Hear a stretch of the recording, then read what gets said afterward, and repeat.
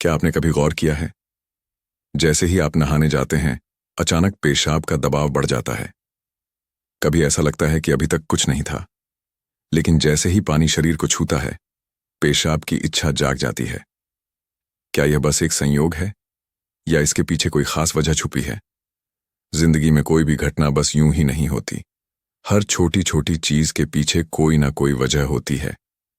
अब सवाल ये उठता है कि नहाते वक्त हमें पेशाब क्यों आती है?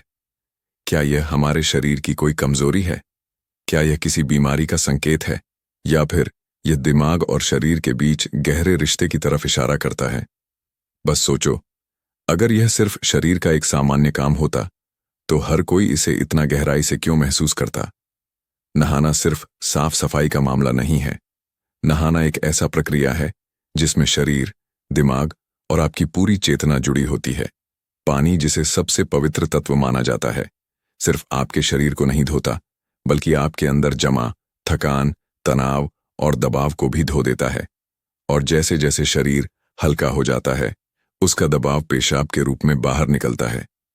लेकिन यह तो बस सतह की बात है। असली कहानी इससे कहीं गहरी है, क्योंकि शरीर का हर अनुभव मन का भी अनुभव होता है और मन का हर अनुभव शरीर में उतरता है। तो जब आप नहाते हैं यह सिर्फ एक जैविक प्रक्रिया नहीं है, यह आपके मन और शरीर के बीच एक बातचीत है। अब सोचो, जब पानी तुम्हारे शरीर को छूता है तो क्या होता है? तुम्हारी त्वचा के हर रोम क्षेत्र में हलचल मच जाती है। तंत्र का तंत्र सक्रिय हो जाता है। ठंडक या गर्म पानी का एहसास दिमाग को यह बताता है कि शरीर को कुछ छोड़ने की जरूरत है, और उसका पहला तरीका पेशाब करना होता है।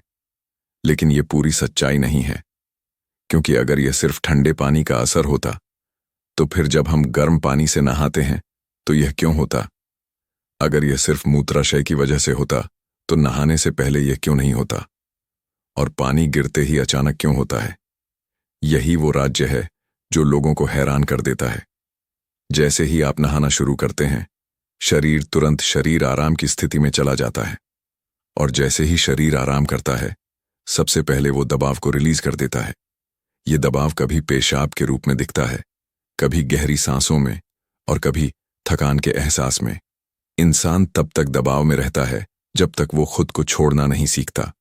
नहाना, पानी में डूबना, ये सब काम इसलिए अच्छे लगते हैं क्योंकि ये आपके अंदर के बोझ को हटा देते हैं। बस याद करो कि कभी गर्मी में जब तुम ठंडे पानी से नहाने बैठते हो तो पहला छींटा ही पूरा शरीर एक झटका महसूस करता है।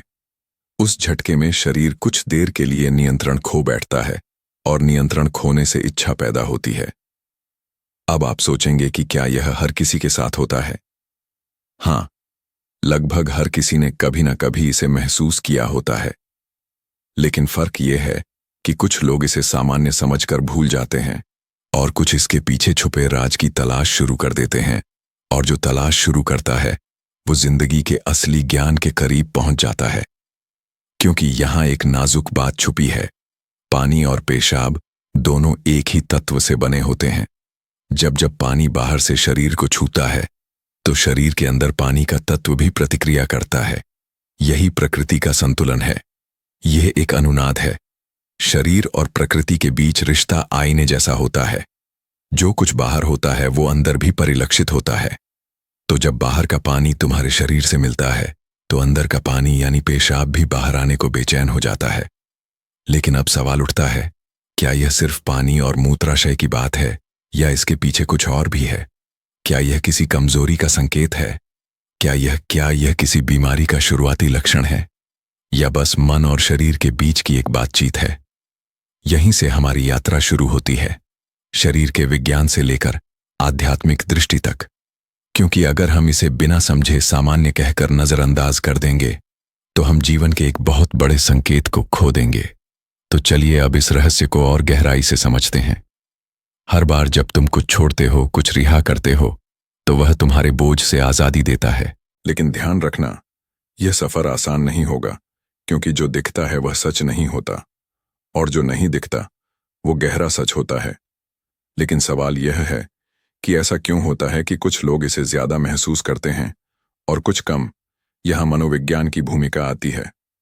मनोविज्ञान कहता है कि हमारा मन और शरीर गहराई से जुड़े होते हैं। जैसे ही मन आराम करता है, शरीर भी रिलीज होना चाहता है। इसे कैथार्सिस कहते हैं। सोचो, जब तुम रोते हो तो कैसा महसूस करते हो? पहले तो भारीपन होता है, लेकिन रोने के बाद हल्कापन महसूस होता है। बिल्कुल ऐसा ही होता है। पेशाब आने में भी ऐसा होता है। ये एक तरह की साफ सफाई है, और नहाना भी ऐसी ही एक प्रक्रिया है जो आराम और तरोताजगी दोनों को जगाती है। इंसान लगातार दबावों के नीचे रहता है। तनाव, इच्छाएं, डर, गुस्सा, चाहत, ये सब अंदर जमा रहते हैं। जब आप नहाते हैं तो पानी सिर्फ शरीर को नहीं धोता, यह आपके दबावों को भी पिघलाता है, और जैसे ही दबाव कम होता है, शरीर से छोटे छोटे रिहाई के संकेत पहले निकलते हैं। मतलब, पेशाब आने की इच्छा सिर्फ जैविक नहीं है, बल्कि मनोवैज्ञानिक भी है। ये इस बात की निशानी है कि जैसे ही आप आराम में शरीर राहत चाहता है, पानी सिर्फ शरीर को साफ नहीं करता, यह आपके अवचेतन तक पहुंचता है, क्योंकि पानी का अस्तित्व बहुत गहरा है।